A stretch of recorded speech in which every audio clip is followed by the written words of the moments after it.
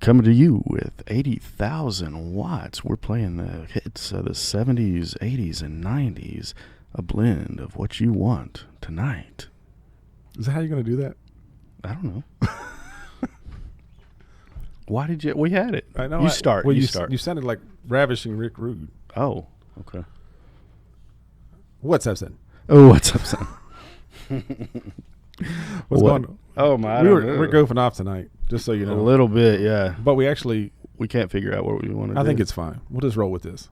Okay. All right. So, Joey. Yes. Thomas. You've had a fun weekend, man.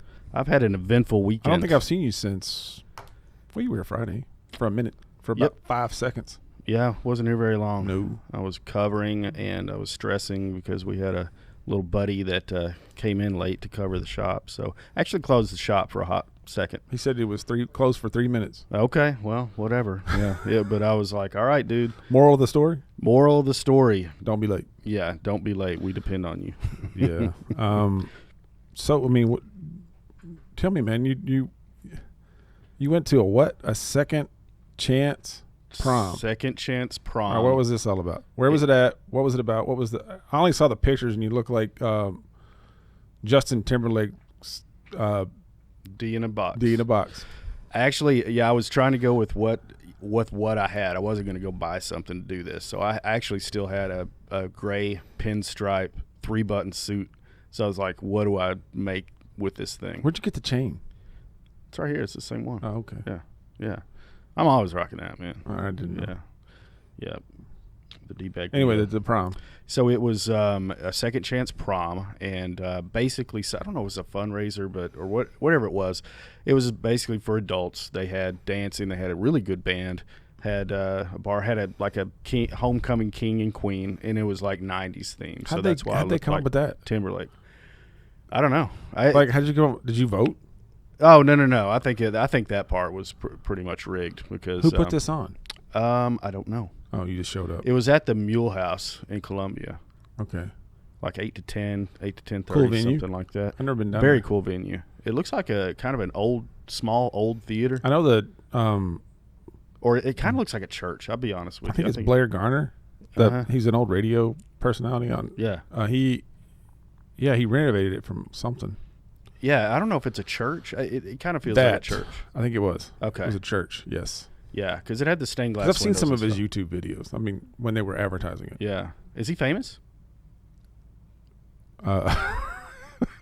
MTN famous, Middle Tennessee? Probably. Country, I mean, in his circle. Like I said, he used to be on, I used to listen to him on the radio back in high school, but like he used to be like Stormy Warren. Yeah. Know? I have no idea who put this together. One of Sarah's friends said we should go to this, send it to her, and Sarah was like, oh my God. I mean, was it like open to the public? Yeah. You just buy the tickets and go. You buy the tickets and go. Dress it up and go. You know, they had a bar. They didn't really have food. It was dancing. It was a really good band, but like 90s music and the ones they were playing, really hard to dance to.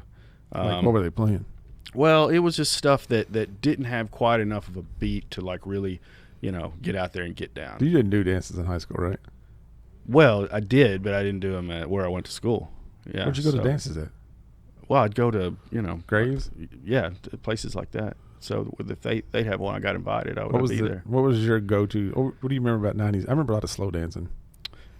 Yeah, I mean, and that's what some of this stuff was geared to. And then, it's like it was either country music or you can't really dance. R&B. You can't really dance to Nirvana. You know, and the alternative stuff, Pearl Jam, it's just like you can't, you can kind of do this and, and you can mosh like to heavy stuff, but like that's not Is that what they played? That's not the scene.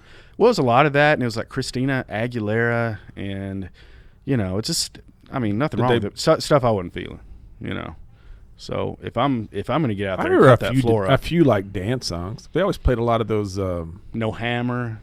No That's no early hip 90s, hop. though. Yeah, That's early hip hop. I mean, but no Will Smith, no none of that. It was it was they kind of played the hits from the mid 90s. You got to think. I'm gonna go get a 90s playlist. Mm-hmm. And you're gonna pull out all these songs that like were top hits, but like none of them were. No CC Music Factory, CNC Music Factory. Yeah, none of that. just stuff. No Michael Jackson. Michael Jackson comes on, beeline out there. Was Smooth Criminal in the 90s? I don't know. Because I lose my crap with like Smooth Criminal. Like I'm like, okay, Dirty Dance. Really? No, yeah. Is that the one where he does the lean? Like lifts. Is that the one where he does the lean? Yeah, that just wakes something up inside me. Okay. So Second Chance Prom, went to that. And that wasn't even the craziest part of the night. So, everybody. Okay. Go ahead. All right. So I got the headlines and I'm ready for the. Yep. So here we go. Then the night got interesting after the prom. So had a good time at the prom. I kind of stopped drinking. They had a couple bars. I had a couple of drinks, and then like an hour before we left, I stopped drinking because nobody else was going to be driving. So so we leave, and I was like 3 minutes away. I was out in Columbia, kind of on the main drag. I don't know. I guess it's 31. And there's an intersection. There's like McDonald's and like a gas station here and whatever. And a state police comes up behind me with his lights rolling. And I'm like, oh, I better get over, let him by. Well, he was pulling me over. So I was like, Sarah, oh my God, he's pulling me over. And she was like, just, be cool. You're good, right? It's like, yeah, I'm good. But I'm thinking, I've not been drinking for an hour, and I like had one at the house, and then I like had a couple like there over a 2-hour period, 2.5-hour period. Well, actually over an hour and a half period. And I don't drink that much. So I know I'm not impaired, right? And so, but I'm nervous. Like I'm like, oh my God. And so, I'm thinking if I have to do like a sobriety test, I'm like my nervousness could knock me, I could just mess it up with me being nervous. So he comes to the car over on Sarah's side, asks what's going on, what are y'all doing? We told him, where we went. Really? And he like spent a little bit of time being like, a Second Chance Prom, where was it? I'm like, well, this is over here at the blah, blah, blah. He's like, I never heard of that. So, you guys been drinking tonight? Boy, and sucker. You walked right into that. And I'm I didn't answer. And Sarah, all you had to do is say, was at the Kroger. Sarah jumped in and, Sarah was kind of talking. 2 in the morning? No, it was like 10:30. Okay, yeah. You could have got away with Walmart. Yeah, 11, something like that. But anyway, dude, we didn't look like we came from Walmart. That's you looked like Justin Timberlake. I looked like a dirt bag, and that wasn't helping me any either. So, look, I've got my chin straps cut in. Yeah, I'm going to superimpose this one in post. Why? Why would you do that? This is a great story. Awesome. Yeah. The picture's going on.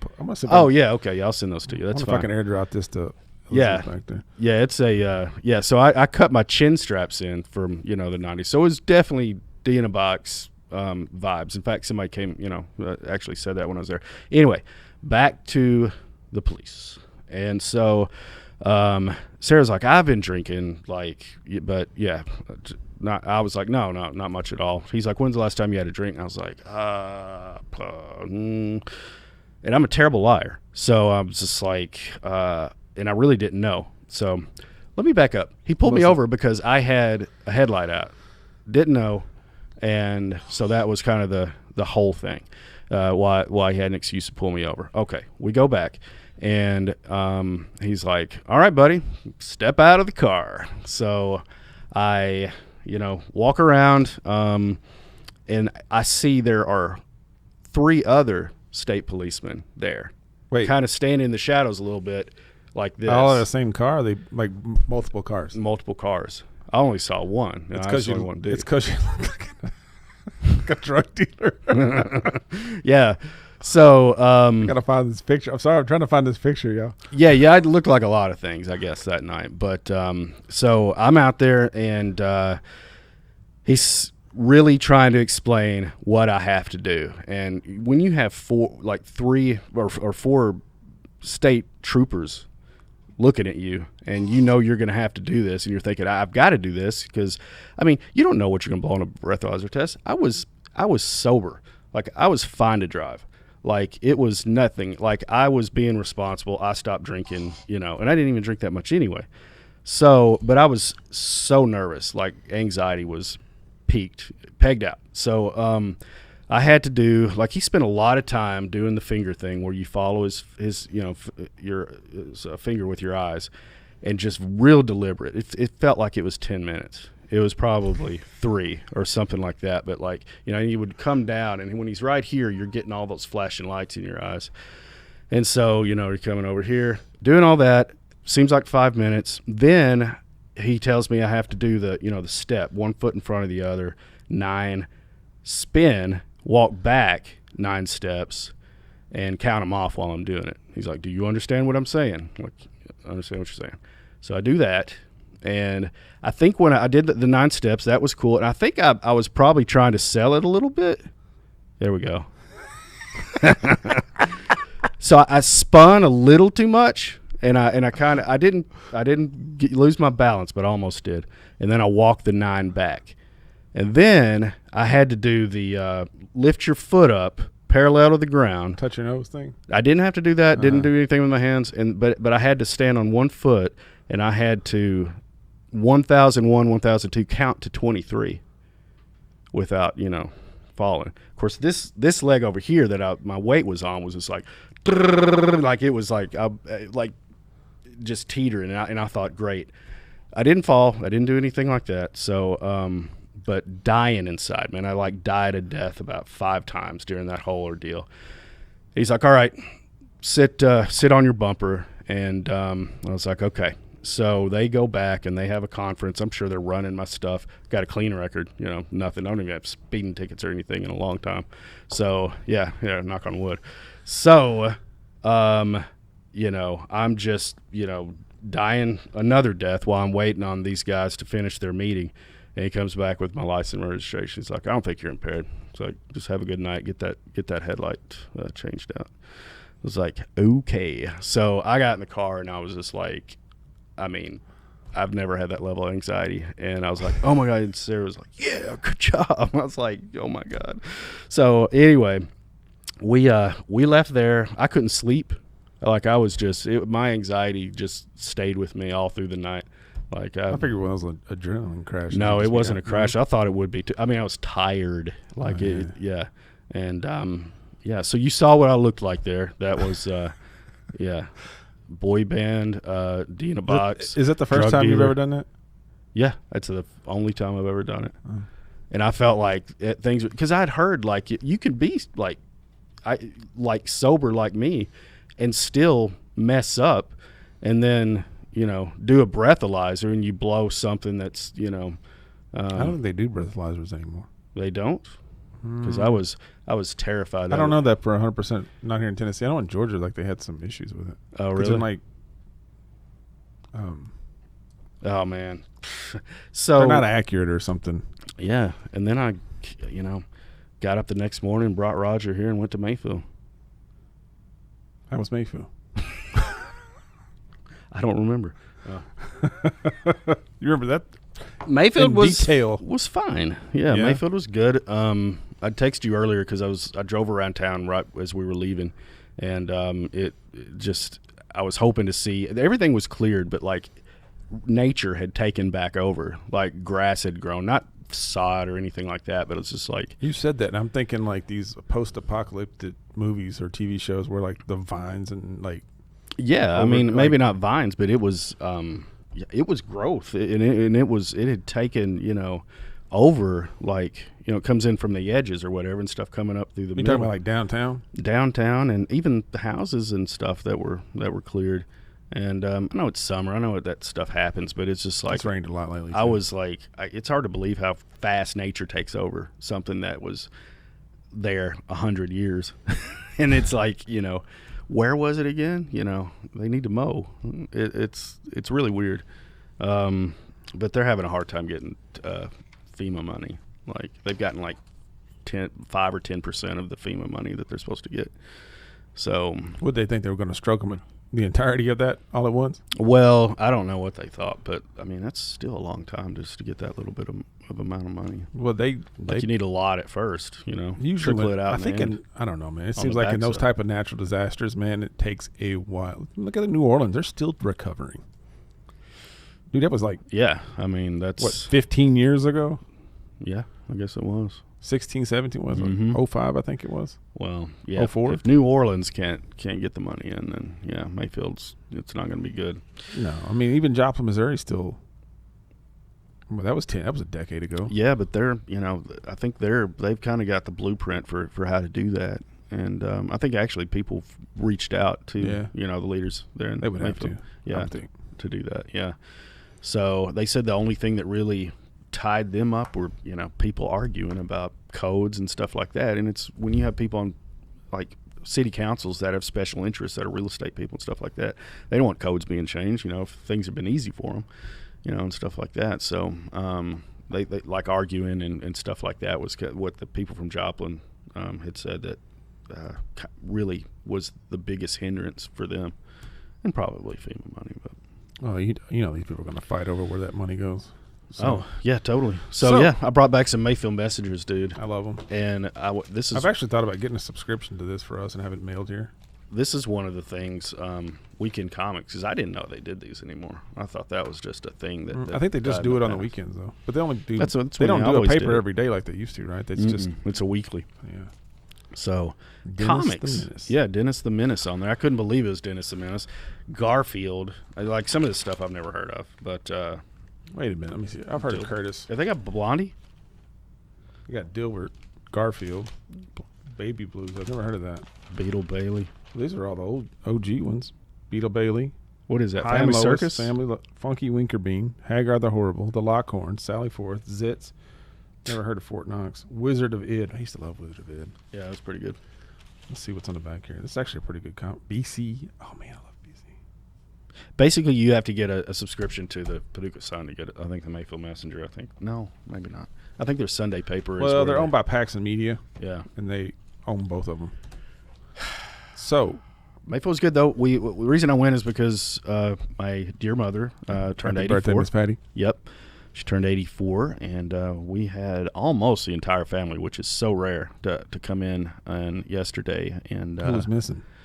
One of my sister's kids and their kids and their children. So vacations and stuff like that. So it didn't job. It can't job up with that many people. I mean, it was a lot of people. So yeah. So we did that, and it was a quick trip. But yeah, happy birthday to Mom. It was fun. Ooh. So here's a question: in between Mom's birthday and your DUI. I wouldn't say lucky it's to your traffic stop. Your traffic stop. My heavily complicated traffic stop. So you told me you really hadn't had a chance to read a lot this week, but you watch any shows? She-Hulk. I watched She-Hulk. Yeah, that jumps up. What's your thoughts? I like She-Hulk so far. It's a fun show. I really like that actress, and it's the I can never remember her name. Yeah, I didn't really know about her before this. So she was in Orphan Black, which I've not watched. Which I hear is a pretty. I never watched it. Yeah, and now it's never sounded like something I'd be. Might have to, but might want to. But yeah, she's really, really cool, and I like the Jen Walters, what she brings to that. So I hope they write her like with that personality going forward. Like it's interesting they brought back Abomination. From the Edward Norton film. Yeah, but I think he doesn't look the same. Obviously, he looks like what we saw in. Was it Shang-Chi? Shang-Chi, yeah. Yeah, and the villain from the first one was just kind of always one of our arch nemesis, right? I can't remember. Who was the first one? Drawing a blank. In the episode 1, Matt, did you watch it? He's gonna be negative. He's gonna be like, no. Oh no, what are you talking about? That's our arch nemesis, or one of them, like a female that's just always like, They said her name. I can't remember. Like I'm not a big She-Hulk fan. Like Joker to the Batman, kind of a that kind of a regularity. Seriously, I think so. Like Catwoman, not Catwoman, Wonder Woman and Cheetah. Yeah. Roast us in the comments for not knowing this, guys, because I really don't know much about She-Hulk. Yeah. So is it Titania? That's right. That's it. Okay. That's it. Is she like a cheetah version? I have no idea. Do you even know who Cheetah is? I just know that they talked about her that character being in the show at some point. So. Yep. Well, she was in the first episode for about 5 seconds, making a big entrance. Now she'll probably show up down the road, but again, it's only been 2 episodes. So it spiked. Secret Wars #3, and now it's going to fall off the cliff again. Is that what we're saying? I do think they're teeing up Secret Wars, bro. It's going to be the next big thing. It would be a good thing. That would be awesome. I think they'll go to the Black Suit Spider-Man. I hope so. We need it. We need it like that in that comic book. We don't need some modernized version of it. Well, they sort of in the end of the last Spider-Man film, they, all of a sudden there's a symbiote, in the MCU. So keep our fingers crossed on that one. Spoiler alert. If you ain't seen Spider-Man by now, come on, man. Yeah. That's been, 4 or 5 months? Yeah, it's been a while. We've seen that movie since we had this podcast. I've seen that. Yeah, I've seen that multiple times. Yeah. When I could have been watching other things, I chose to watch that over again. That's a good movie. It's hands down the best Marvel film lately. Yeah. I've been doing She-Hulk. I also wanted to talk a little bit about. I've been watching the new. The reason I bring this up is because we actually have this book. But I started the first episode of the new Game of Thrones series, House of the Dragon. And I liked it. Yeah. Did you? Is it a weekly thing or did you binge it? It's a weekly thing. You can't binge it. It's like, I don't know if you remember when Game of Thrones came out. It came out once a week. Like, it had to come out. Yeah. So you wait the next Sunday. Right. Yeah. Or like the last 2 seasons. Was it last season? Last 2 seasons. We had to wait, 2 years? Man. Yeah. I mean, HBO shows are kind of like that too. Yeah, but I mean, this is sort of leans back into the early days of Game of Thrones. I mean, it's the story takes place 200 years before prequel. Okay. What we see in Game of Thrones. But as far as the show itself, it's good so far. Good so far. Yeah. I mean, it's only been 1 episode. Yeah. It's interesting. It's so hard it just gets more into the lore of the Targaryen family. Okay. And the world. So I've enjoyed it. Good. So you recommend House of the Dragon? It's a recommendation. I would watch it. And I'll be honest, you know me, man. I don't recommend a lot of stuff these days. Yeah. Then no, you really don't. Well, I did give Matt a recommendation. He slapped it back at me. What was it? Star Trek, Strange New Worlds. Yeah. We won't get started with that, right, Matt? Only if you want to. He wants to. He really wants to. Oh boy, I tell you, man. You want to hear Matt go on a rampage? Talk about Star Trek. Yeah, I do. Not to like that. I mean, he's going to talk about his comic books in a minute, so I'm going to give him a little bit of leeway tonight because we're going to get into this whole grading thing. Matt on the tens and the twos, or the ones and the twos. Kind of like what we have up next. And okay, because this is some stuff that happened this week, and I actually looked this up, and it's kind of hard to find except for a bunch of YouTube channels, which I guess is where you get your news these days, is on YouTube. Yeah, I was bunch of Johnnies. But I was actually looking for the actual source, and I think I saw this on Twitter, or maybe somebody retweeted it. I heard about this a couple of days ago when we were talking about topics for the show tonight. Matt was like, "Hey, why don't you talk about this?" And I was like, "Sure." So I went to do a little bit of research on it, and I had to watch a couple of YouTube. So there's actually people out there that know way more about this than us. But this is kind of unbelievable. CBCS, which is the other grading service besides CGC. Is that the Beckett? The Beckett version, yeah, okay. Correct. Yeah. CBC lost 367 comic books. Not 3, not 6, not 7. 367 comic books. Like all at once? Yeah. Okay. Yeah, I heard about this. Yeah. I don't know. Does that sound crazy to you? Because that's kind of like a short box, right? Yeah. Right, Matt? Like a short box? Yeah, pretty close. Yeah. Pretty close? I would say, yeah, packing them in tight. So I guess you could lose a short box of comics. But these are probably high-end comics, obviously. Yeah, people mailed them in to be graded. Yeah. But it's not like they would stack them in a short box and you misplace a short box. They've got to be in, shippers, right? I know we shipped ours. I mean, you would hope so, but they yeah. Anyway, I did some heard digging. About this. Yeah, so I did a little digging. I don't want to step on what you're doing here. There's been some changes over there at CBCS. Okay. I think they've got some new leadership and whatnot. But I think, like CGC, they were very backlogged. And so, this is the kicker. They reshipped these books out to an employee who lived out of state, and just to help with this backlog. And then when they were shipping them back, they somehow went missing. Really? People drop stuff off here to, for us to look at. I mean, can you imagine? It's like sending it over to our buddy's house, like, to Jared in Mayfield. Yeah. Hey, Jared. take a look at these, man. See if you can give me some grades on this. We are really, really dying over here. We're drowning. Just mail them back. Well, put the insurance on. Then you get into so I get into watching some of these videos, right? And then the whole question of just grading comics in general comes up. And you and I have our opinions about comic grading right now, anyway. We do. As novice store owners, we were like, rookie year. Because Matt asked me, you guys don't really send off a lot of comic books. Well, it's like, we're not really sitting on a ton of money. We get a book in, we need to sell it. And we can't tie it up in a pressing and a grade that's going to take 6 months, at minimum, and then come back and maybe make a profit on it.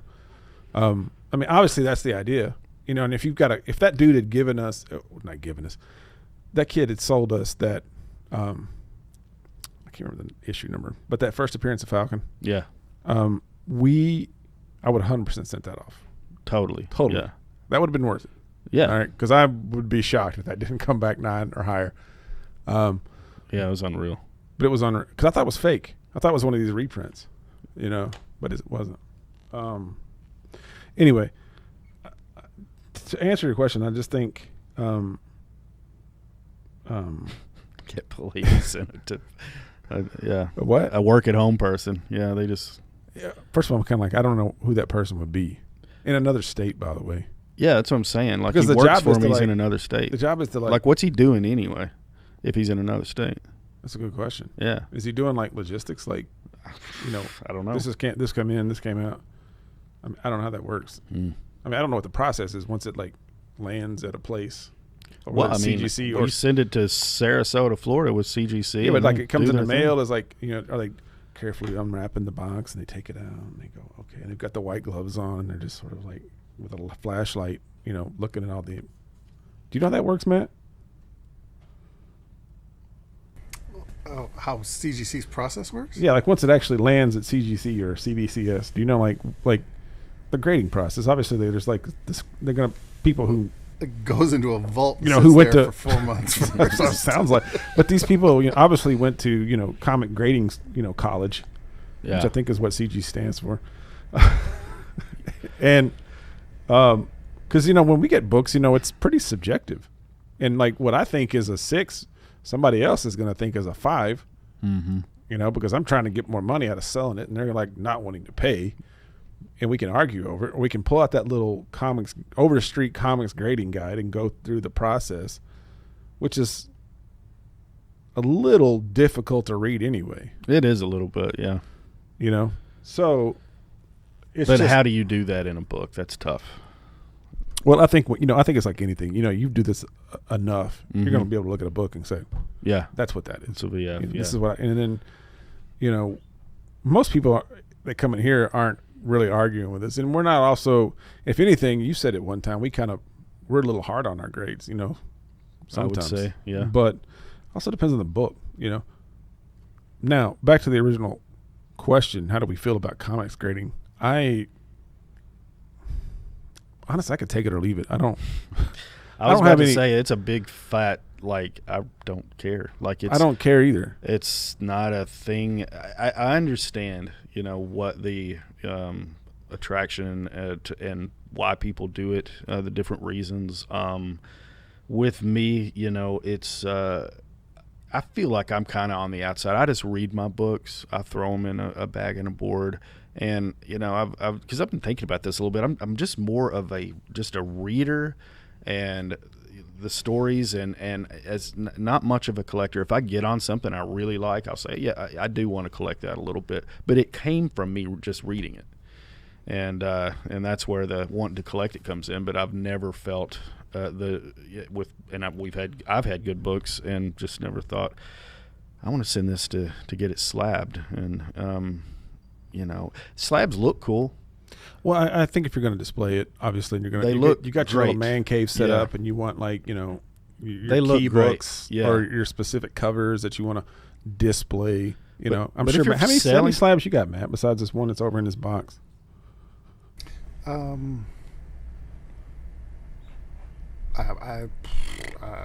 20, 30. What? I thought you were going to say like 10. You've got 30 slabs? Yeah. Was that back when you could actually get them like within a month? Yeah. Okay. Yeah, and a lot of it's crap. To be totally honest. Yeah. I'm a Valiant, an old '90s Valiant junkie, so I got a lot of Valiant crap slab. Probably not the smartest choices, if best spending of money, but I did it. Hey, but it's the book. Like, totally. If there was a book that I really loved or a story or whatever, I was into slabbing. That's totally something I would slab, even if it's worthless. I would probably do it because I want it to look in this frame. I can't think of a book that's come out in the last. Dude, speculators will slab stuff that they don't even know if it's going to. I can't think of a book in our lifetime that I would really want to slab. I'm trying to think like something I wish I'd maybe Walking Dead #1. But when you go to grade it or to sell it, I mean, there's no. Well, that's the good thing about that. That's the one good thing. There's no ambiguity in what grade this is and what the value is. But that also brings up a whole other conversation about which price guide do you use in order to price the valuation of this grade, or which. Yeah. So I'm saying, like, are you using Overstreet cover price, key collector, because they're all different, or which grading company that you use? Because I know with me, I know the CGC, and that's where people like. I don't understand why, and maybe somebody why CGC and CBCS is. No. Why CGC is worth like 50% more on a book? Well, that came up too when I was doing some digging. Oh, did it? Okay. And I think, and Matt, you may have a retort, so hold that thought. But like I was going to say, it's because CGC is older. Okay, it's been around longer. Yeah, and so it's sort of kind of like they had already established themselves as the grading service, and then CBCS comes along, but it's not like they're Johnny Come Lately. It's Beckett. I mean, unless they came along and then Beckett bought them. And that could be one of those things where it's like, oh, well, you guys are used to grade. And that's another thing they talked about too. This fiasco with CBCS sort of happened because like they sort of handed it off to people who are used to grading sports cards, and they're not really in the comic book game. Does that make sense? Yeah, I mean, if you're looking for but I think that's why CGC is sort of garners in the industry more of a higher value than CBCS. Their slabs actually look a lot better. Who's? CGC than CBCS. And then CGC also, like, they don't just like, when they, I think it costs more to do CGC, right, Matt? I think they're competitive. They've gotten competitive? It used to not be that way, right? I think CBCS was cheaper. Used to be a little bit cheaper. But also they do things like they verify signatures without actually like they do it off pictures, I think. Where CGC you actually somebody has to physically watch the artist or writer sign the book. Is that correct? Yeah, and that's the Beckett component. Beckett has all the people who can judge signatures accurately, supposedly. I mean, allegedly. I mean, Beckett is, and I get it. In the sports car world, Beckett's the standard. Yeah, it's the standard. It always has been. Like if Overstreet had a grading service that if they said, we're getting in this game, I would think, wow, if they do it right, it's not going to be too long before they're the leader. Shocked if they're kind of slow to I things. Just don't. They may have said we're not getting into that game because they may be like us. We don't care about graded comics. You know what I mean? Yeah, but they are coming out. They're working on, everybody talks about the 9.2. Not to get too far off, but the nothing over 9.2. They're changing it. They're changing it. Yeah, with that new app they've got. They're going up to the 9.8, but they're putting that together. And they said the reason that they're they don't have it yet and why it's taking so long is because they don't want to just do it half-heartedly. Matt, you may have an opinion about this too, but I, as a store owner, I wish there was a standard that we all went by, because like in the Funko Pop game, it's like two places, right, that I've run into.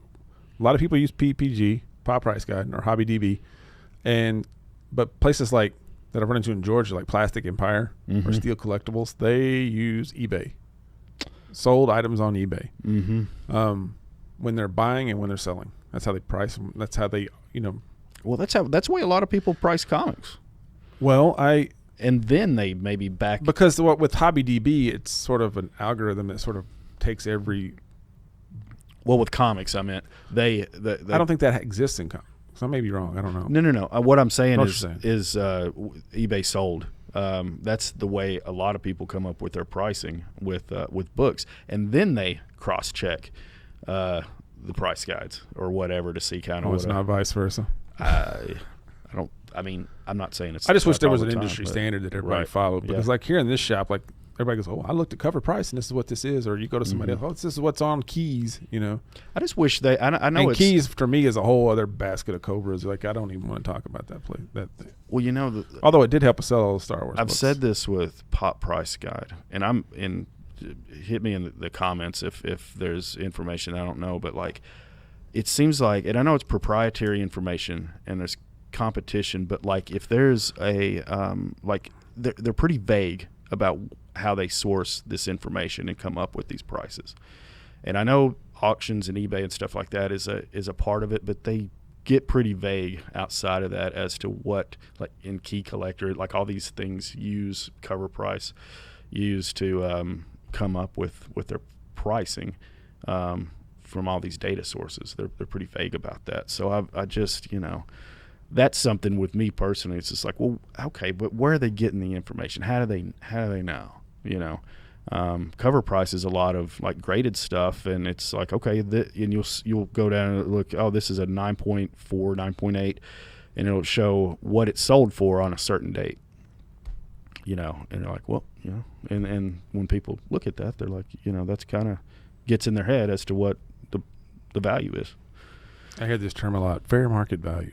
Yeah, and that's at the end of the day. FMV it's like, is big with. I've got this book. This price. is what I'm going to sell it for, and this is either going to pay me for it or somebody else will. I think that's what I run to. Yeah. With some of these high-end dealers, Yeah, especially the old stuff that they are. That's stuff rare. That's not actually making anymore.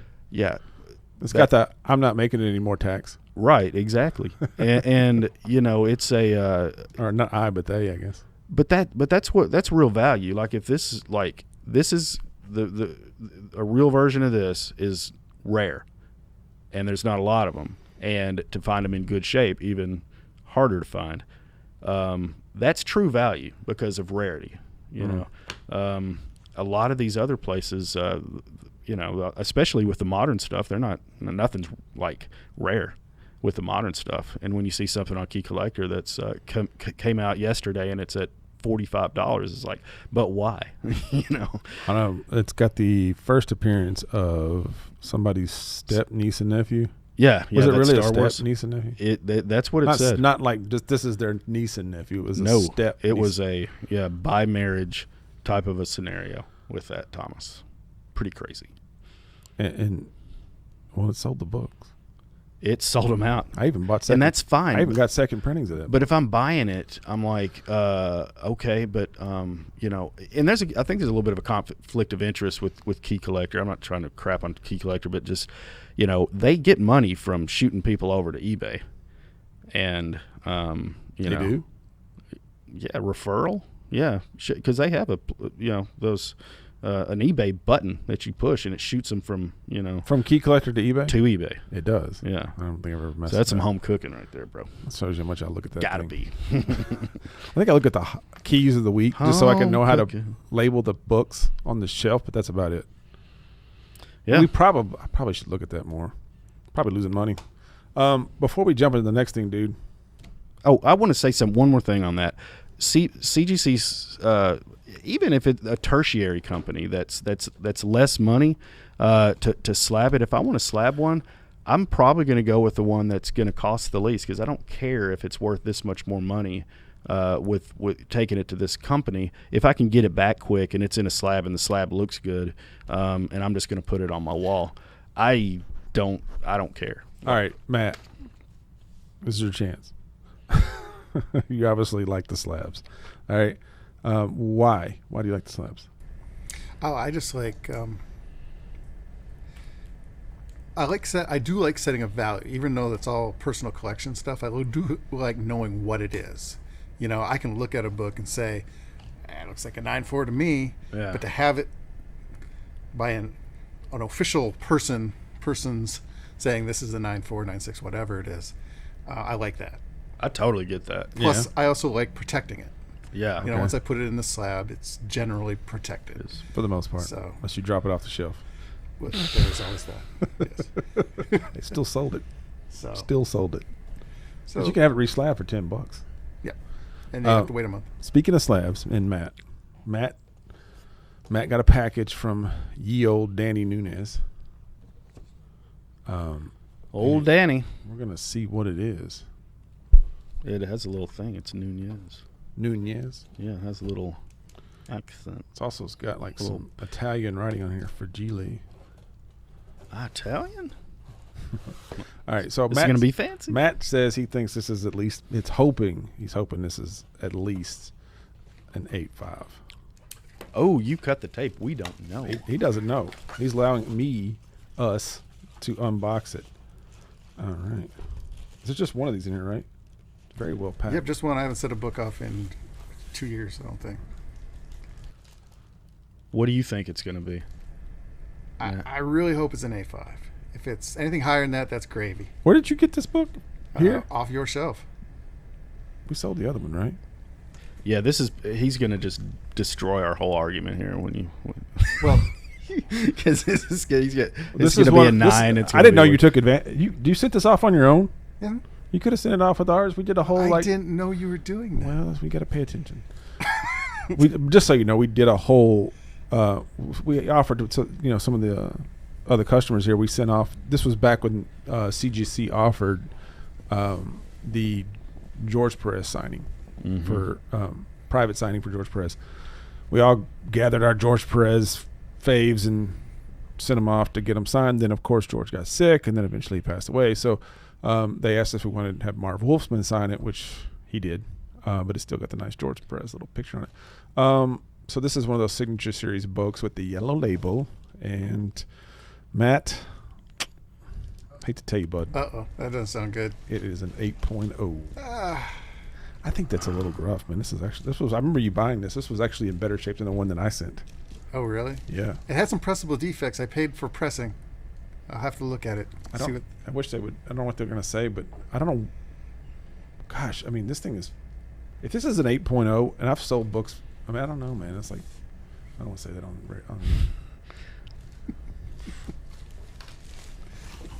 I wish they would tell you why. Like, not just this is an 8.0. Well, it was the only newsstand version of that book you had, so I had to buy it. That's true. It was a newsstand. My thing is, like, I wish they would say, you got an 8.0 because this, and this. But they don't. It's just like, here, sorry, dude, you got an 8.0. I'm sorry, man. This is a B. Well, at least it's not a 7.5, right? It's true. That's the spirit. It's the spirit. I actually own so this is the third of these slabs I've run across in my lifetime. That's not saying a lot.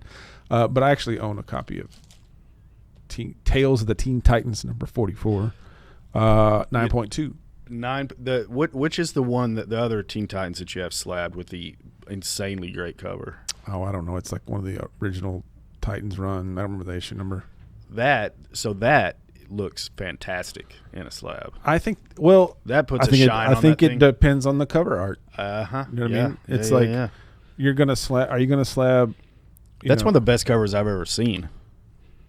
Really? Yeah, I love it. Oh, okay. Yeah. Well, I think we actually have a copy over here. Pull it. Can we pull it up? No, I don't know what issue number it is. It's the one with the book. What? What are you talking? Oh, yeah. Yeah, it's another Teen Titans.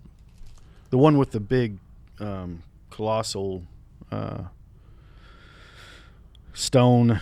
Oh, okay. I don't know. No. Anyway, for those of y'all know, this is the first appearance of Nightwing.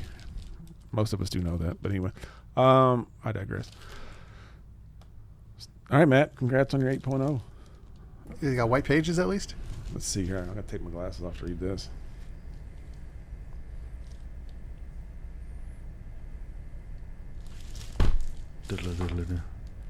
Doesn't say. Should it say another window? It does. It does say white pages. Okay, well, that's something.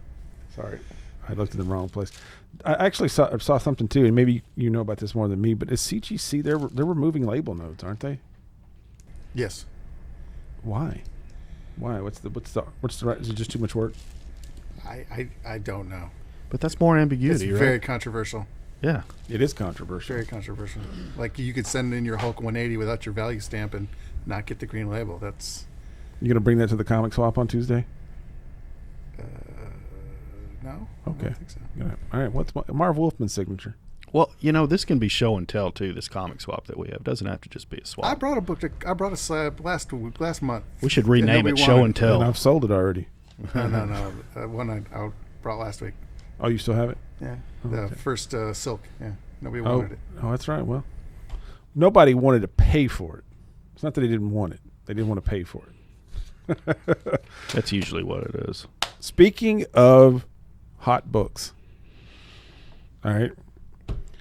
I hadn't understood this for a while, but finally took some time. Charles Soule, 8 Billion Genies. Mm-hmm. We can't keep it on the shelves. Nope. There it is. There it is. Bring that bad boy up. 8 Billion Genies. It's not a cover that just jumps out at you. It is not. It's not. When it first came out, I didn't look at it. And of course, Joey likes to read the indies, so he read it. He obtained a copy, a first printing of number 1. I think my number 1 and my number 2 are the second printings. But actually, my 1, 2, and 3 are second printings. Actually, number 1 might be a third. Is that right? It might be a third printing. I don't know. I just wanted to read the story because I'd heard so much hype about it. And for those of y'all who don't know, this is a book that immediately was optioned by Amazon after the first issue hit shelves. So the deal probably was already done before then, if I had to guess, but it wasn't announced until I was actually on the shelves. And once it hit Key Collector, man, this thing is hot. We can't keep any printing of it on the shelves. People buy it. Either they buy it up in the store or people are going online and buying every copy we own. Yeah. We sold, 6 or 8 or something of one. Some kid bought 4 or 5 copies online and just... Yeah. We had like 4 of them. So... And then we have people coming the next day, hey, you gave me one of those 8 Billion Genies? I'm like, oh. And Out of course, the dump. us, we're not overly buying independent books because we don't take that big a risk. But... And... it's like any book. It'll shoot up there and like be hot in the first 5 or 6 issues and Flash in the pan. Like Nice House on the Lake. We were all like, oh, Nice House on the Lake. And then now it's like, yeah, we don't care. Yeah. But this one's actually really good. And before I get into my opinion about it, Joey, why don't you give us a real brief rundown of what the book's about? Yeah. Well, Because I'm sure Emily Elizabeth E is back there going, sorry, I get a little. We got a new production assistant back here, and she's awesome. But she has no idea what 8 Billion Genies is about, so let's talk about it. Well, I actually haven't read the 4th issue. What? Yeah. We'll talk about the synopsis. That's cool. Anyway, but yeah, basically every person in the world gets a genie and 1 wish, not 3 wishes, but 1 wish, and basically the madness that ensues when every single person, and humans being selfish by nature, and get a wish, and some people are being smart about it, some people are being stupid about it, and it's just a story. I would think like that, a premise like that, a writer could do so many things with, and Soule does a good job with this. He did Darth Vader. He did some Darth Vader, and I loved it. So, yeah, I'm a big fan. So, no spoilers. Yeah, I was trying to. I will say this. If you haven't read issue 4, I think this is issue 4, because I read all 4 of them at once, explains why the bartender made that wish. His wish immediately. The smartest wish of all. And I know Matt and I are constantly looking for good stories. And Matt, the one thing I love about Matt is like Matt and I can really debate what we feel makes a good story, not just from like, oh, that was a good story, but like we dig into the, we get into the dirt inside like the baseball. Yeah, there we go. And whether it's characterization, whether it's plot, whatever, what's the theme of this show? I really enjoyed 8 Billion Genies, Matt. And I don't say that a lot about comic books lately. Mm-hmm. I hate to be that, running a comic shop, being, into stories as I am. And I didn't jump on the hype train right away. I waited. You were like, "Hey man, that's a really good story," but you kind of did it in the Joey, like, you just kind of tossed it out. Yeah, it's a good story. It's really good. I can see why I got option. And I was like, okay, whatever. And I just didn't hype into it. But the way this book was selling, I was like, man, I probably should know something about this. So the other night, I just kind of sat down and was like, all right, let me read this, and couldn't put it down. I mean, I went 1, 2, 3, 4. I can't wait till the next one comes out. Yeah, I'm kind of hoping we order enough so I can at least read a copy of it. Yeah, or read it before people buy it. That's the because I'm curious what happens next. And like that thing, I mean, obviously, whether it's a TV show or a comic book, especially a comic book, that's what a comic book needs to do. It needs to be like, God, I cannot wait for this book to come out next week. Absolutely. And maybe I'm overselling it a little bit. I don't think so. I don't think so. But I'll tell you, and here's why I liked it. Right, you ready for this, man? I think I told you this story.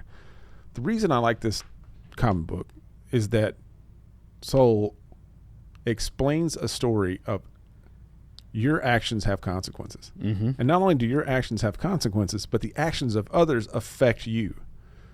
And vice versa. Right. And it gets really specific. And it's not all like, it's not one of those Tom King books where you got to kind of figure it out, Yeah. Is this now or is this a flashback? Yeah, right. Is this now? Is this like 10 years from ago? Or is this the altered dimension of Batman? Anyway, no, it explains that. And there's good characters. Each character I think is because you're every character you're like, I want to know more about that character. No matter how big or important they are at the in the story. That's one. Two, it's a cool setting, Right. It is actually a kind of a neat setting, and there's a whole lot of that. They explore think about it. What would you do if you had one wish? Yeah, then that's what I was going to say. It makes you think because like with that book, it's absurd, and there's this absurdity, and then you've got, because I read a lot of indie books, and a lot of them are just absurd, and that's just kind of how, and they kind of flame out a little bit story wise, and this one it has that, and it's contained, and it has these characters that you could relate to if you were in these certain situations and these conflicts and these decisions, and why there's a lot of weight to some of these decisions people are making, and that's what's good about it too, because you can relate and you can understand where they're coming from too. Well, and that that happens sometimes in the story. It happens sometimes very immediately, and then sometimes it unpacks it. Yes. Those decisions and like how I'm going to deal with this, how am I going to react to this, what's going to happen, and then one character will do something and the other one has to go, wait a second, and then there's some thought to it. I think the other thing I really digged about this book was it's not like, unlike Nice House on the Lake or some of your other favorite indie books, it's not, even though it's got some apocalyptic elements to it, right? It is not a horror book. It's not a dark sci-fi book. It's not. There is some light-hearted humor in this book, and I think with the genies are probably some of the most interesting characters in there, for sure. Yeah, they bring the thread of comedy and also, but they also, in that note, they bring the thread of actually. Of humanity into it. Like, this is how you people think, and we kind of sometimes, and sometimes we just kind of, and they say, well, we just kind of sit back and laugh, and then sometimes we really kind of got to get in there and help, because they're like, actually, you people are crazy, and we've seen a lot of people do exactly what you're doing. We can't tell you what to do, but well, why not? Well, we don't think that would be very fun. Yeah, there's a lot of fun elements to this book, and I hope this book, and it's only a 12-issue run. Is that right? I'm not sure. Pull that picture, Elizabeth. Can you pull that picture, man? I hope so, because that's a nice number. No, it's only 8. Oh, so we're halfway there. Yeah, 8. That makes sense with 8 billion Genies. I mean, you could have. There's a lot. The number 8 pops up a lot in this story. What do you say? I think this is now whether they do a volume 2. I mean, you could do so. I don't know that they need to. If he put if the story continues in 8 issues and it's great, just leave it. Yeah, I agree with that. But you know, I was hoping to be 12 though. But I doubt it, because here's what I was looking up what Amazon's going to do. I don't think they're going to do just like a film or a series. I think they're doing both. They're going to create like a little franchise out of this thing and kind of milk it. At least that's what I was reading about online. So it seems like they may try to milk. Of course, they're all going to try to milk these stories, like The Boys. And they're going to milk that till it's terrible. Yeah. Like every other franchise out there. But Something is Killing the Children was only supposed to be like 8 issues. yeah, and then it's what 45 now. And it's got a spinoff. Yeah, the spin-off. I'm not a big fan. Yeah. I mean, House of Slaughter was the dead cat bounce. Yeah, totally. Well, this is just a side question from that. What happens though? Because this is 8 Billion Genies. Image, publishes it. Amazon buys it. Is Soul out of it because he sold it to Well, no. So Image doesn't own it. Well, Image doesn't. So one thing you got to understand about Image too is that it's several different imprints too. Mm-hmm. So it's the publisher for the independent creators, right? And that's kind of that's kind of like their business model. Image has the rights to publish and distribute the comic series. Mm-hmm. That's the agreement Charles Soule made. The IP is probably, if I had to delve into it, is owned by Charles Soule himself. Yeah. This is my story. So when it comes to Amazon, like Robert Kirkman in Walking Dead, he'll probably be an executive producer on it. Mm-hmm. All right, he'll probably have some say-so and credit in writing the scripts in the screenplays.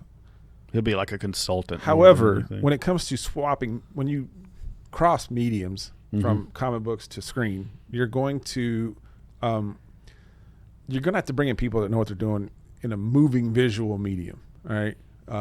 And also, if you do you have episodes, you're not going to necessarily have the same director for every episode, right?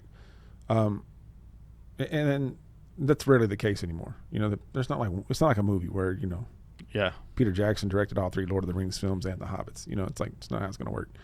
You're going to have a showrunner that they're going to hire. Amazon's going to hire. Actually, they're going to go to a showrunner. Whether it's Sundance or Skydance or whatever. They're going to go to somebody and say, "Hey, I need you to produce this show," and then Soul will have a lot of creative input on how this thing comes out. Mm-hmm. But at the end of the day, Amazon is just. They're the publishing house. They're the ones going to put this thing out so it's all to watch. They're going to throw the money at it, But somebody's going to have to come up and produce this, and they haven't picked that person yet. It's just been. So when Amazon paid for it, Charles Soule got the check. Yes, for the rights, but yes and no. I guess I don't know. I don't know what the deal was. Right? I don't think they even said what the deal was. I'm sure that varies. Do you know anything about that, Matt? Do you know what the deal was? Well, yeah, usually the option. So they'll option the rights from. Yeah, you'll get a check. Charles Soule, right? Yeah, and then, there'll be because he owns the IP limits on that and stuff like that. And if they don't produce it, but it gets convoluted, man. Because they can say you can do this, but you can't do that. You can do whatever. And Image Comics doesn't have any rights to that outside of publishing. Rights. No, correct. Yeah. Okay. Yeah. That. And if anything, the Image may get a credit in the show saying this is the Image Comics, created by Charles Soule, or maybe. But that just depends on if that's part of the contract. Right. Does that make sense? Yeah, that makes sense. Okay. Yeah, Image Comics is all about the creator rights, except when it comes to Todd McFarlane and what gets created under his banner. I didn't want to derail that, but I've always wondered about that. Well, I mean, trust me, dude. When it comes to this property, and there's going to be a lot of people putting their hand in the cookie jar. Mm-hmm. Yeah, I could that see Charles Soule is holding. Yeah, and some people are going to get paid big. Yeah, I'm sure less. I'm sure he has to get all of his ducks in a row and get that whatever it is, everything the way he wants it as much as he can, because once he sells that, he doesn't have much control over it at all at that point. That's not true. Other than being a consultant, maybe. Well, it depends on the deal. Yeah, like Lucas, he would get on those movies. He would give some input, and they'd be like, "Nah, get out. Yeah, we're not going to do that." Since he sold it to Disney. Since he sold it to They Disney, ain't listening to him anymore. Right? Yeah, exactly. I don't think Soul did that. I think what he does is he gives them the license to do this. Here, you go and take this and make a movie out of it. Yeah. But I want creative input. I want this, and that's all negotiable, bro. That's but I'm saying on the front end, you got to get that out of the way. You got to do that at the beginning, because after that, and no creator in his right mind. I'm not going to hand Chrono Cadets to somebody and say, "Here, just make whatever for it." Right. Just make sure I get, because they're going to give you. That's what some people used to do. Yeah. They get paid $100,000, and then then this property goes and makes billions. Yeah. You know. I think that happens a lot in music. But you got to understand, that's the reason why this comic book market is the way it is now, because everybody's writing style and everybody's writing towards, like, I want what Charles Soule's getting. You know, they want that deal, you know. So they're not just going to hand it over. Why do you think Tynion didn't put any energy into Batman, you know? Because he wants one of his horror books to get, picked up. Yeah, he might have even written it. I do think, not as much as I don't like where it's been going, like, because it's just so, like, first of all, the artwork is so weird that it's kind of hard to distinguish who's who. And there's been so much, like, I don't know. Also, it seems like the books haven't been coming out regularly enough to kind of keep up with it. So, but I do think it's a really neat idea. It's kind of like that. House on Haunted Hill, where they get into a house and they're just kind of stuck there. Is that the right movie? Yeah. Yeah. They're there for an experiment or something. Right. Yeah. But I think there's some interesting things to create. It would be I think it'd be a cool movie. I just don't know. Dragging it out for 2 seasons, 3 seasons, it just seems like a lot. But they probably could. People like Tynion, whatever you say, when he's so spread out, he has to have like ghostwriters. It's like he's like, write Batman. I'll look at it. I'll sign off on it, and then it runs out. I don't know. After reading his, I don't think he did. I think he does it all. That's crazy. I mean, you can tell where he's. I think you can, because now he's focused on his Substacks. Yeah. It's like I think he gets stretched, and he's like, I'm going to put my energy into the thing that I'm going to get the most value out of personally. Yeah. Batman was like, put another feather in the cap. Yeah. I wrote Batman. Everybody wants to say I wrote Batman, right? Absolutely. There's no bigger thing to say. Batman, Spider-Man. Yeah, Batman. X-Men. Yeah, it's. I wrote a marquee book, but one really the Mount Rushmore. But check out this book over here. That's terrible. Yeah.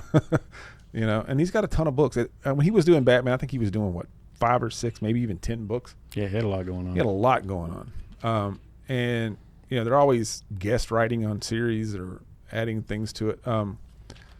Anyway, whatever, man. That I can get 8 Billion Genies though. I can highly recommend. That was a real ADD, like rabbit chasing rabbits. But it wasn't bad. All right, Matt, you read 8 Billion Genies? But have I read it? Yeah. No. Okay, we got to get you some. We're going to hook you up with that. Yes, please. I got some at home. I'll bring mine in. All right. I guess we're going to move into our favorite part of the week, where we read in a monotone way. What's new this week? We're going to do a little bit more fun this week. It actually included the toys. Oh, nice. For the first time. But we can bring these up. I got a little spreadsheet here, too, because I don't want to go through the entirety of the Marvel. I got the pre-delivery report from Penguin. I didn't really want to go into every book that's coming out, but I definitely want to hit the high points. Yeah. All right, because there's some fun books out this week, and I think we doubled down on some big key books that I hope will not come by them, guys. Not be here on the other side of Labor Day. Yeah. Because where they can do that? At cadetstoys.com, the new and improved. Cadetstoys.com. Elizabeth, please, can you bring up the Amazing Fantasy 1000 covers down the left corner? That is a beautiful cover. There's one that's next to it, too. So. Look at that guy. Boom. Bring it up there for me, Matt. All right, this is the book of the week. Looks like Amazing Fantasy 1000, which Matt's has no idea why there's 1,000, because there's not 1,000 Amazing Fantasy books out there. Well, I don't understand. Maybe I didn't delve deep into this. I actually was curious that myself. Has there been 1,000? There's not even been 1,000 Spider-Mans, have there? No. Or is that? No, there's not been. We just had 900. Yeah. Right? Mm-hmm. Unless they're counting like all those Spider-Man offshoots. Surely not. Somebody comment to us. Would like to know why that's 1,000 then. Yeah. Why that's 1,000. However, it's very cool cover. Let's hope the story stories are as cool as the cover. Spider-Man's coming back home. This is the A cover, and I think it's really cool. Got quite a few of them, so definitely come get yours. Also, if you'll bring up the next one right to it, yep. This is the J. Scott Campbell variant, and we've got pretty rad. I think it's pretty awesome. I know Matt's going to get it, want to slab it. What? No 15 homage on this one. It's great. Can't believe it. No, I mean maybe there wasn't a higher. The higher ratio variants, but I know we got a 1 in 50 variant, but I don't think it was as cool as these two. It was like a wraparound variant. And we got, Blanton. Shout out to Blanton. Oh, Rick. Good Sarah. bourbon. Good bourbon. That they got a couple of Momoko variants. He's a big Momoko fan. Oh. Peach Momoko fan. Peachy. Also this week, we got X-Men 14, which is somewhere right there. That's it. Look at that. Boom. Continuing on the Judgment Day storyline. I'm guessing that's Cyclops, even though he's got a hood on his head. What do you think? Gotta tame that light, man. Have you been reading this stuff? Matt hadn't read anything. Judgment Day. Man, you're a big X-Men fan. You're not there's only about. But this stuff. Yeah, that's why I can't read this stuff anymore. Well, these actually are selling, so I don't know. People are really following this storyline, so it must be pretty good. We don't have a lot of these, and people were looking for 1 and 2, the main story arcs, and then there's a bunch of tie-in stories. Yes, it is an event. Other big Marvel books this week are Obi-Wan's coming up right there to the left. No, that's we can bring that one up. People have been that's the Choose Your Destiny Ki-Adi-Mundi variant. These are pretty hot. These Choose Your Destiny variants. I think it's just because it showcases a lightsaber hilt Jedi. That's a good idea. Or a Sith. So because there's actually another one of these up I think this week. Go ahead and bring that back down. There is. I don't think I have it. Nope, that's the B cover for Obi-Wan. Dotson, I believe. Dotson. That's the A cover right there. So it looks like, and I've actually this Obi-Wan series for me has been a little up and down, but I've enjoyed it. Because it's an interesting idea where Obi-Wan's older and he's waiting out a sandstorm, and he's reflecting on, his time as a Jedi with either Anakin or as a Padawan or during the Clone Wars or whatnot. So you get to have these little, micro Obi-Wan stories, which I think are really interesting. It kind of gives you, because honestly, man, there isn't a ton of, I haven't you read that book. You said it was boring, but there's not a lot of there's not a whole lot of lore out there about Obi-Wan as a. No, the book was good facts. It had its moments, but you're really working to get from one to the other in that book. He's had some good covers too, though. Yeah. Middle, the second one in the middle there. That's this is, it's kind of popular toys, but the Mech Strike Monster Hunters is out. That is number 3, Joey. We're at number 3. That's out this week. And I think one of the other. This is actually a number 1. Before I get to the last one, Mech Strike number 1, top right corner. Thunderbolts number 1. Thunderbolts. I'm pretty sure this is like the 4th or 5th incarnation of this team up. Yeah, walk me through who these people in tights are. Matt may need to help me with this because he's more of a Marvel guy, but that looks like. Well, obviously that's Hawkeye. Mm-hmm. And America Chavez. Oh, is that like Spectrum or Photon there, Matt? I don't know, but that would have been my guess. That's what I'm guessing. Oh yeah, I see America down there. Yeah, I don't know who the character in the top right is, or the back, the 2 or 3, the one that looks like a I don't know who any of those characters are. Who's the girl in the foreground, like the? That's what Blue. I think that's Spectrum or Photo. okay. Rambo. Yeah. Monica. Monica Rambo. That's who I think that is. I could be wrong though. But that's her logo, right? Yeah, it's like the Captain. Yeah. Yeah. That's the And I don't know who these other characters are. Legitimately the one on the back right, and the girl in the back looks like the Wonder Twin. That's who I was thinking. It was the Wonder Twin. They look like DC characters. Like that one dude looks like he's one of the Green Lanterns, and then you got like the Signal from Batman in the back. I don't know. I don't know who those characters are. I'll have to read the book or look at it. Yeah, skim it. Somebody read it and let us know. No, this could be a fun book. It could be. Yeah, it looks fun. I mean, for all you know, they're teeing this stuff up for the MCU. Yeah, Marvel has been doing it a lot. Other big book this week. I actually didn't realize this was coming out this week because I was on the chat, the Shopify chat with somebody, but bottom left, one more over. Click it. It's that time of the year. Oh, it is. Zero War number 4. Oh man. So are there 6? There's 5. There's 5. There's 5, but if you get all 5, you get the 6th code. Yeah, for Fortnite. Which is another skin. Oh, look, it's got Dr. Doom right there. Which that would be dope if that's the last skin. Doom? Yeah. Now, here's another thing too, and this is for all you collectors out there. Zero War issue 5, and I know this because I put in the FOC was last week, I believe, and order several of these, even though. Number 5 is the first cover appearance of that, I think, of that new spider suit, that Fortnite Spider-Man suit. Oh. So another Spider-Man suit. Okay. Right. Yeah. So, yeah, those are kind of like the hot books for Marvel this week. I mean, Ant-Man 2 is out. Looks a little light Gambit this week. 2 is out. The Variants number 3. The variants have variants. Yeah. So we're not wide this week, but we are deep. We do have a lot of issues of a lot of things. Moon Knight Black, White, and Blood number 4 is out this week for Marvel. Deadpool, Bad Blood number 4. So I mean, last week was so huge that it was. Yeah. I mean, I don't think we have as many this week as we did last week. You think? Last week was insane. I don't think so. Like I said, I think we were deeper than we are wide. Yeah. This has the IDW books in there as well, but we just get G.I. Joe and Transformers because we're fans of the franchises, and we don't. I mean, usually somebody comes and goes, "Oh, I'll take that book," but they're not flying off the shelf like the Marvel books are.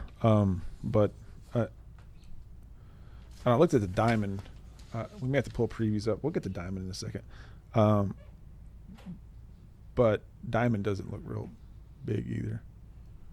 Of course, we kind of slowed down on a lot of Diamond's books. Yeah, we cut back some. A lot, actually. All right, another unboxing. You have something else to unbox? DC Comics. DC Comics. All right. Anything exciting this week? Actually, I've already gone through the box. You've gone through it. I haven't. Harley Quinn Annual. Oh, everybody's favorite. That is, looks like a B cover. All you Harley Quinn fans out there. Harley Quinn fans. That honestly, the B covers of Harley good cover. Quinn, usually it's the Derek Chew version, but I don't think that's what it is they sell more than the A covers. Look at the wall of villains there. What we got? Look at there. We got Punchline, Bane, Scarecrow. Harley, it's kind of, she's even got her own cell phone. Poison Ivy. Straight out of Future State. Superman, World, Apocalypse. Yep. This is like Conan meets Superman. Yeah. I actually read the synopsis on this. Did you read the World series? Wasn't that the one you said, oh, that's pretty good? Which one? The World from Future State? No. Wait. Because you read a lot of Soup's books. Yeah. I like to give Soups a shot. One of the few people in this shop that does. Yeah. Soups is not flying off the shelf. All right, son. Yes, sir. Now, maybe there's a number 1 in here. So I heard they were making fun of this in the shop the other day, and there is. Dark Crisis is now Dark Crisis on Infinite Earths. Why? Because it wasn't selling. So exactly. It's kind of like this wrap up from Crisis on Infinite Earths back in the 80s. They killed the Justice League, and then they bring in all these young hotshots led by John Kent, Nightwing, Wally West, Yara Flor, to create a second Justice League to save the day. But give it a shot, man. I've started collecting all these, but I think I read the first issue. Give it a shot. Who's the writer? Williamson. Okay, yeah, that's right. He's hit or miss for me. Old Jesse. So we got second printings of 1 and 2, and then number 3 is out this week. No, wait, that's the second printing too. I guess these are all second printings. So if you've been behind on Dark Crisis and want to catch up, we're your shop. Oh, it's an annual week. Yay. You know how I feel about annuals. Wally West, Flash. Love on the Run. This is kind of like the Love Boat episode. It's like something for everybody here. Take that home. Harley Quinn, the Honey, animated I got you series. something. There we go. Oh, yeah. Is that the animated? Oh, yep.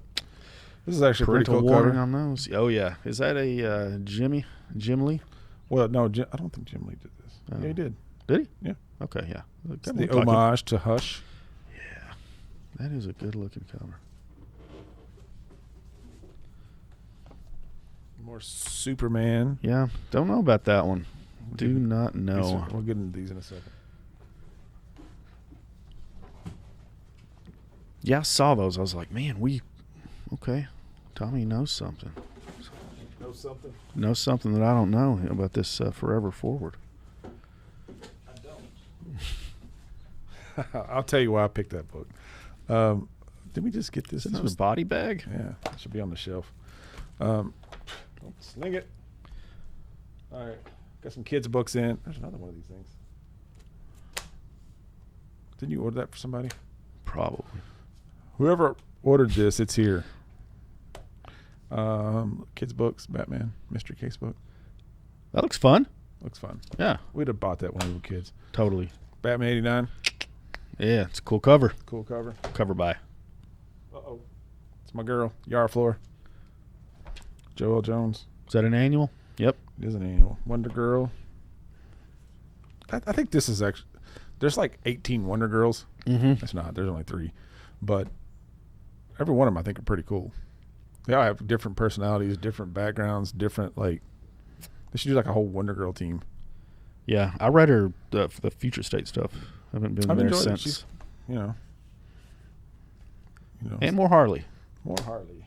Okay. DC does not seem very deep this wide this week either. It's all Harley Quinn. Harley Quinn and the Flash. Yeah. Uh-oh. Oh, yeah. Sandman.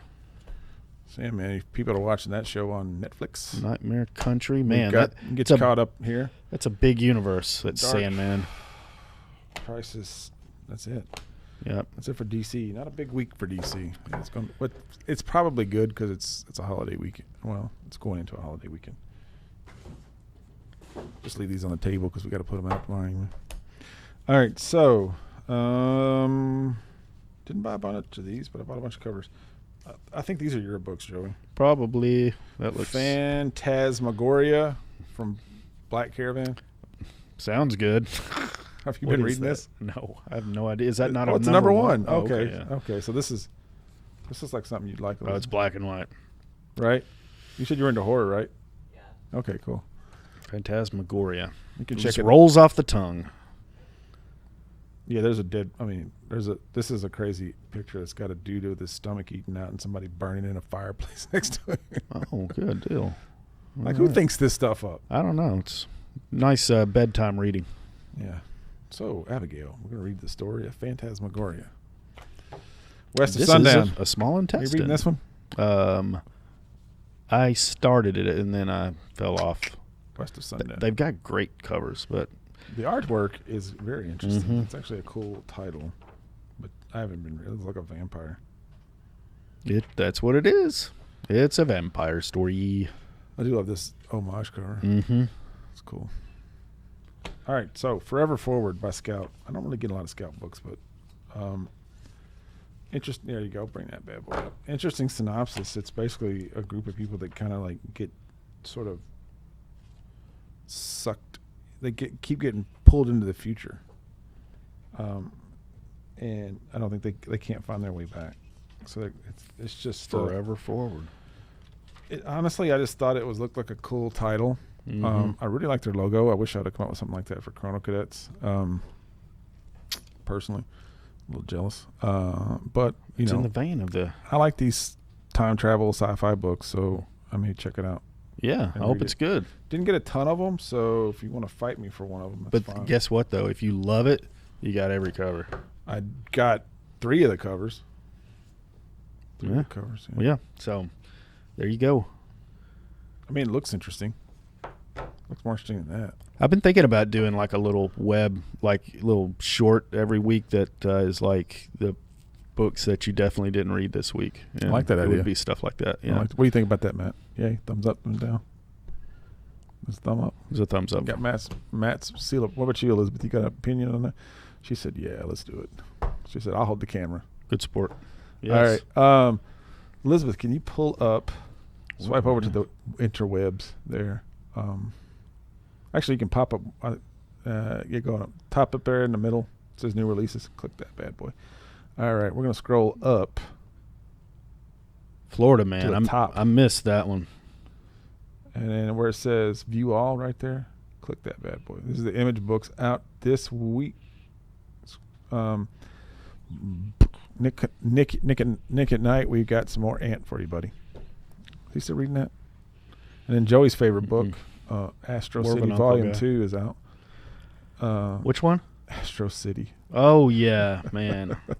That looks awful this week. I thought that was Hellcop number 10's out, which I thought was an interesting story. What's that down below it there? What is that? What does that say? It's a Hellcop. Oh, right? okay. And then loaded Bible, blood of my blood. Hellcop has like the most random variants. Loaded Bible, Magic Order. Yeah, it's going to be a slow week at the shop. Yep. Keep going. All right, click that view all on Boom. I'm the only one that buys those. So I don't read. House of Slaughter's out this week.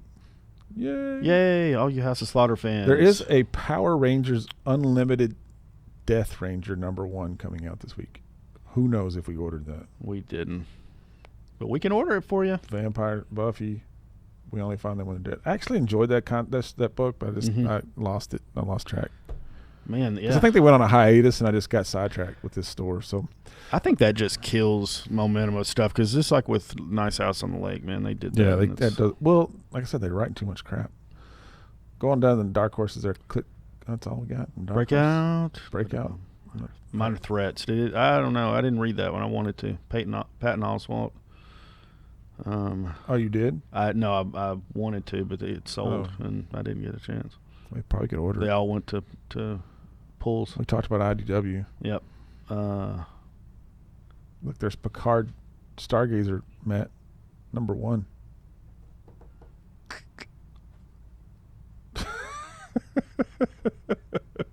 I don't think he's going to pick that book up. I'm going to read it out of spite. Hate read. Well, we've done the Marvel books. Let's see what the other comics. The Boys. There's some Dynamite books. Yeah. Dynamite. I actually had some pulls for Dynamite on this FOC. It was not John Carter of Mars, I can tell you that. How does Dynamite stay in business? Mad Balls. We should have got that Mad Balls.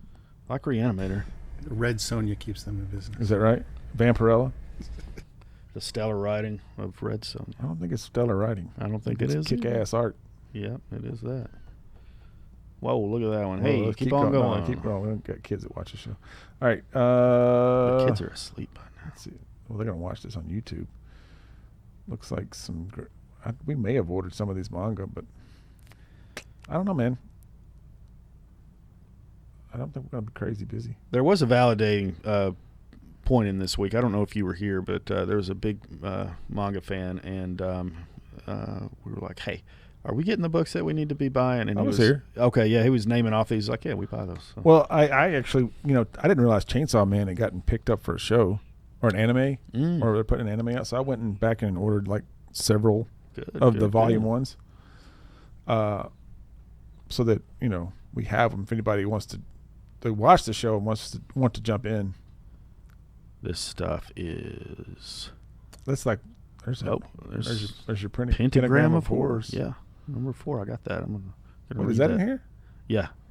Oh, it was. It might have come from Diamond. Stud and the blood blade. Go back up there. Keep going up. Right there. Stud and the blood blade. Blood blade. What's the? Does it have a stud on the front? I don't know. A really handsome '80s guy, like John Voight. Is Burt Reynolds on there? Burt Reynolds. It's handsome stranger from The Villain. All right. I don't see anything exciting. Oh well. Well, we don't want to look at those. Nobody here reads books. We look at pictures. Pictures. What do we say in Mayfield? Probably pictures. Yep, buddy. Well, those are the books this week. Come on by and get them in the shop and on the website. Yeah, so books, maybe a little deep, but I'm actually excited about the Entertainment Nurse that dropped this week. I went and looked at the shipment. Normally that comes in on Tuesday, but sometimes it comes in Wednesday or Thursday. But Tuesdays usually are. The McFarlane. That. We'll just go. Batman. We'll just go left or right over here. Let her pick the toys. If you'll start in the left corner up there. Oh, we'll start with that one. That's fine. Yeah, nice. Just pop that Even one up. better. Bring that bad boy up. Oh, that's fine. Well, we'll start with this one. All right. Little Rosario Dawson. Yep, that's her. She's the face of Ahsoka now. I think I'm gonna get my friend. Yeah, I'm gonna keep one of those and get my friend Caitlin to sign it. Ah, yeah, she's a stunt double, right? Yeah. Kind of looks like her from here on that side of that box. Yeah. Yeah, man. I think we've sold those Ahsokas pretty well so far. The ones Ahsoka's a popular character, and no matter which toy line she's in, she usually doesn't stay very long. Yeah. And I think I might have seen a couple of those out there, but I can honestly say these have been out for a while. Yeah. So but we're gonna have them. So, but these things have 2 lives. So they do. Either you get it on the first go around, or you get it at Cadets. Art Trooper Jesse. All right, a favorite. One of yeah. That's a good looking card too. Clone Wars. Yep. So what else we got? Those Clone Wars troopers usually sell pretty quick. Yes, they do. That one I haven't seen out. We've got the long-awaited Entertainment Earth exclusive limited edition McFarlane cover, a Funko Pop comic cover. This one's going to be pretty cool. Our Venoms have sold pretty quick. These bad boys here. They glow in the dark. Yep. Got plenty of those too. Y'all buy them up. And the good things about those is because a lot of people are like, man, Funkos take up so much room, but you can hang these on the wall. It actually has wall hanger holes in there. So yeah. So I think I ordered these from 2 places. I could be wrong about that. I may have only got them from here, but the Kenobi series Funko Pops are finally coming to Cadets Toys. So we've got all the phone calls. We've got Obi-Wan Kenobi. We've got Darth Vader. We've got the Third Sister. We've got Ice Cube Jr. Yep. And that chick from Game of Thrones, one of the Sand Sisters, Sand Snakes. Yeah. I remember. Wasn't she in Game of Thrones? I know she was in Rome. Oh, okay. She kills herself in Rome. I don't know. Because her husband found out. That was actually a good show. Rome. I think I saw that in your little. It was only 2 seasons. Library there. Yeah. More Obi-Wan Kenobi. Yep. This is the Wandering Jedi Obi-Wan Kenobi. He looks like he's wandering there. Does he have like the little? He's lost his purpose. Yeah, but he's got his lightsabers. Like at this point, like it needs to have a little piece of meat. And he's got the little Leia robot. He needs to have a little piece of meat's what he needs. A little cloth and a little piece of meat. That's what I think it should come with. Man, that would be more movie or TV show accurate. Absolutely. I think that's kind of it for the toys. I'm just going to put this piece of meat in my pocket and walk home. That's what he did. That's an Ahsoka. You can pull that up, though. We can look at that. It's just like out of the box. That's out of the box Ahsoka. That actually looks like Rosario Dawson. It really does. It did a good job there. Okay. You know, there's a big controversy online about her Liku. Her what? Her Liku. Oh. Because, like, in Rebels, it's much longer. Uh-huh. And Boy. like Shock T is the same species, and like in episode 3, Shock T's Liku is like really long. Like Soka's would be really long. I can tell you why it's not, probably. Probably because it was too heavy to do all them flips. Yeah, probably so. Yeah. It's probably like a Nerf texture. I guess I could ask Caitlin. She had it on. She wore it. Yeah, ask her. Let's get her on the show. One day, maybe. One day. Yep. Man, those are some good. I mean, yeah. I do think the toys are going to be cool this week. When do they come in? Wednesday? Well, like they've already shipped. I would be shocked if they're not here by Tuesday. Oh, okay. Yeah. Shipment day. Well, yeah. What do you think sells out first? Batman 423 Funko Pop or Ahsoka?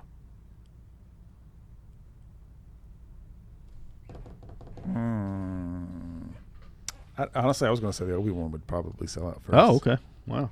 Or the Wow, because we got 6 of them. Well, there's 8. I think there's 8 of each action figure, but there's 12 of those Entertainment Earth. Yeah. Okay. Yeah. I don't know why I ordered 36 of these Venoms and only 12 of those. Because you got mixed up.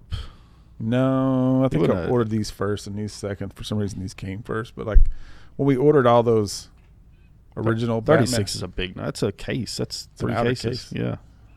But we've gone through the first third of them. Yeah. Did you take one for yourself? Uh-huh. Mm-hmm. I've got most all the comic covers, even some of the store exclusives. Pretty good. That I'm going to probably bring to a Comic-Con coming up. Yeah, all the... and that's something I wanted. I didn't have this in the notes, but our vault has... our little vault over there behind the shop has lots of goodies in there that no one knows about. It's not true. There are a few people that have seen it. Oh. A select few. Besides you. Okay. I don't know if it's that much... I don't really have like any hidden gems over there. Like, I don't think. Well, there might be 1 or 2, but like it's like a lot of stuff that like I put aside to bring out. Well, you ruined it, Tommy. So there could have been some lore there. Busting out breaking down the storage unit to get to our stuff. Speaking of one thing, I didn't put this in the script, but I want to let everybody know to remind everybody. Labor Day is coming up next weekend. But then we're going to be at several Comic-Cons this fall. Mm-hmm. Most of them in September. But when I get back from Florida next weekend, basically I have a day here. Then I got to turn around and drive to Lexington for the fall comic show they have up there. It's a 1-day event. It's much smaller than a big one, but we'll be up there. Cadets have a table. Cadets. It's a store table or a store table. Okay. Nice. And then come back from Lexington. Then the next weekend we're in Columbia at the Columbia show. And then Memphis. And then then we go to Memphis. That's actually Chrono Cadets though. Yeah. And then we're going to go. You and I are going to Mayfield for the. Who are they playing? Yeah, football game. I don't know, Ballard maybe. The great Mayfield Cardinals. And then. So it's going to be busy. I think we have something in October, but could be wrong. We have Halloween in the Hill. Yeah, so we'll be here for our big Halloween in the Hill event. And then we have Chris's show, Town Square Records. Man, it's heating up. In Gallatin. It's heating up. The Gallatin Comic and Toy Con is what it's called, I think. And he's got, not only does he have What's Left, the Leave It to Beaver reunion, but he's also brought in Timmy from Lassie. No, from Dennis the Menace. Oh, Dennis the Menace. He brought in Dennis the Menace. It was Dennis the Menace. Yeah. I thought he was going to do the Timmy guy too. Was he going to try to bring the Fonz? Yes, that was man. I want Yeah. Oh, Henry. He's going to be like, I'm going over here and I'm going to be stuck at the comic booth for hours while Joey stands in line to get a photograph with Henry Winkler. I'll be in the green room. I'll just be like, you're just going to walk in the back like you own the place. I mean, yeah. Absolutely, because he'd be like, you'd be surprised. Joey, you'd be surprised how come easy on that in, is. come on in. This is just a beautiful place. It's so lovely. Have a seat. That's how he's going to do it. I think so. I could see Henry Winkler too. They put that green room up for Leave It to Beaver, and we were like Wally and throwing Beaver. all our boxes in there. They never went in there. Yeah, it's we I think they actually brought them food and it went cold before. Like, I mean, they sat there for like 6 hours straight. Yeah, the entirety of the show. This is a 2-day show. Really? Last year was a 1-day show. This is a 2-day show. Wow, I didn't know that. Okay, Saturday and Sunday. Well, how about that? It's going to be fun. I think it's going to be a good time. Yeah. We're going to have some fun at these cons. This is sort of us getting our feet wet. Mm-hmm. And then, we'll see how it goes in the spring. I've been actually looking at some other shows that we might could go to, but I think we got to get in some more show stock. So we're going to have to really get out and look for some buys. I've got some. Hey, we buy comics, people. Whatever. Buy, sell, trade. Buy, sell, trade, but buy. We buy comics. Yes, we do. We definitely do. We give store credit, and man, have gift cards. Gift cards, yeah. So, all right. So I think that's kind of our show for tonight, man. Yes, follow us on social media here on YouTube. Subscribe and make sweet love to that notification button. Also, follow us at Cadets Toys. Give us a share. Give us a share. Yeah. And at Cadets Toys on Instagram and Facebook and TikTok. Yep. And cadetstoys.com. Set up your pull list. We'll mail it to you. You can come pick it up. Whatever. We aim to please. We aim to please. As Tom McCarl would say, we sell happy. We sell the happy.